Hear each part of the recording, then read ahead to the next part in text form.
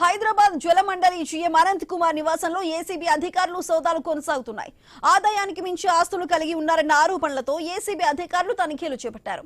హైదరాబాద్ మల్లాపూర్లోని అనంత్ కుమార్ నివాసంతో పాటు ఆయన బంధువుల ఇళ్లలో ఏకకాలంలో సోదాలు కొనసాగుతున్నాయి.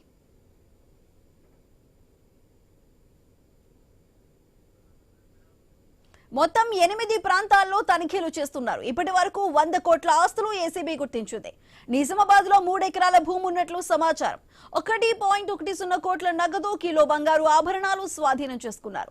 అలాగే హైదరాబాద్ లో 3 ఫ్లాట్లు, 6 ఓపెన్ ప్లాట్లకు సంబంధించిన డాక్యుమెంట్లను గుర్తించారు. కౌంటింగ్ మిషన్ల ద్వారా నగదు లెక్కింపు చేపట్టారు. అయితే జలమండలి జీఎం కుమార్ నివాసంలో ఏసీబీ తనిఖీలు కొనసాగుతున్నాయి. దానికి సంబంధించిన అప్డేట్స్ మా ప్రతినిధి రత్నకుమార్ అందిస్తారు. రత్నకుమార్, చెప్పండి, సోదాలు ఏ ప్రాంతాల్లో కొనసాగిస్తున్నారు? అదేవిధంగా 3 ఫ్లాట్స్ కూడా మిగిలిన డీటెయిల్స్ కి సంబంధించి కూడా ఎటువంటి ఆధారాలు సేకరిస్తున్నారు?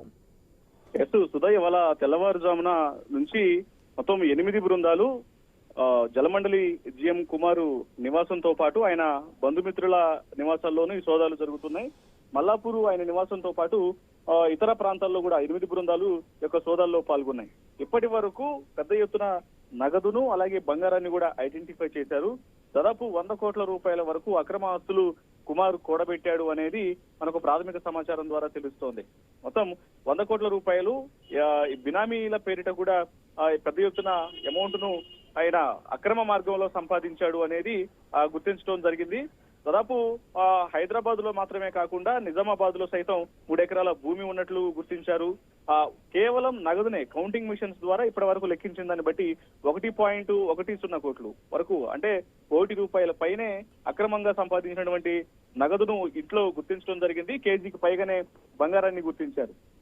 ఇదంతా కూడా జలమండలిలో మేనేజర్ గా పనిచేస్తూ తను వివిధ కాంట్రాక్టులకు సంబంధించి పర్మిషన్లకు సంబంధించి అవకతవకలకు పాల్పడుతూ పర్మిషన్లు ఇచ్చే కాడ పెద్ద ఎత్తున లంచాలు దండుకొని అక్రమంగా ఆర్జించాడు అనేది వరుస ఫిర్యాదుల నేపథ్యంలోనే ఈ యొక్క ఏసీబీ రైట్స్ లో యొక్క అక్రమార్జన మొత్తం బయటకు వచ్చింది.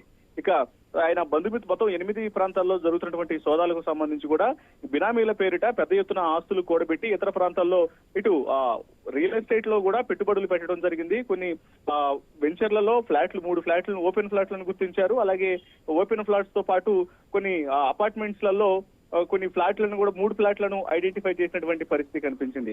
ఇలా రాష్ట్ర వ్యాప్తంగా ఆయన సంపాదించినటువంటి అక్రమాస్తులకు సంబంధించినటువంటి ప్రస్తుతం మార్కెట్ ప్రకారం 100 కోట్ల పైనే ఉంటున్నట్టు కూడా గుర్తించడం జరిగింది. ఇక సాయంత్రం వరకు కూడా ఈ సోదాలు కొనసాగేటువంటి అవకాశాలు ఉన్నాయి. మొత్తం సోదాలలో ఇంకా పెద్ద ఎత్తున అక్రమంగా సంపాదించినటువంటి ఆదాయం కూడా బయటకు వచ్చేటువంటి అవకాశాలు ఉంటాయి. ఇక ఇప్పుడు తాజాగా ఆయన బ్యాంకు లాకర్లను ఓపెన్ చేసేందుకు సిద్ధమయ్యారు. ఎందుకంటే కుటుంబం సభ్యులందరినీ కూడా దగ్గర పెట్టి ప్రశ్నించినప్పుడు ఇప్పటికే ₹1 వరకు నగదు బయటపడింది కాబట్టి ఇంకా పెద్ద ఎత్తున నగదు బయటకు వచ్చేటువంటి అవకాశం ఉన్నాయి బ్యాంకు లాకర్లను ఓపెన్ చేస్తే అని భావిస్తున్న ఏసీబీ అధికారులు మరికొద్ది సేపట్లోనే బ్యాంకు లాకర్లను ఓపెన్ చేసేందుకు కూడా నిర్ణయం తీసుకున్నట్లు తెలుస్తోంది. ఇక వీటితో పాటు ఆయన బంధుమిత్రులకు సంబంధించి ఎవరెవరు పేరిట బినామీ ఆస్తులను చేకూర్చుకోవడం జరిగింది అనే దాని మీద కూడా ప్రస్తుతం ఆరా తీయడం జరుగుతోంది. రత్నకుమార్, అయితే ఇప్పటి వరకు కూడా 100 కోట్ల ఆస్తులను ఏసీబీ గుర్తించినట్లు కూడా తెలుస్తుంది. ఇంకా తనిఖీలు ఇంకా ఎంత వరకు కొనసాగే అవకాశం ఉంది? మనకు అందుతున్నటువంటి సమాచారాన్ని బట్టి సాయంత్రం వరకు యొక్క తనిఖీలు కొనసాగే అవకాశం ఉంది. ప్రస్తుతం కుమార్ తో పాటు జనరల్ మేనేజర్ తో పాటు అక్కడ కుటుంబ సభ్యులందరినీ కూడా ముందుంచి రీసెంట్ గా చేసినటువంటి ట్రాన్సాక్షన్స్ అన్నింటిని కూడా పరిశీలిస్తూ ఉన్నారు.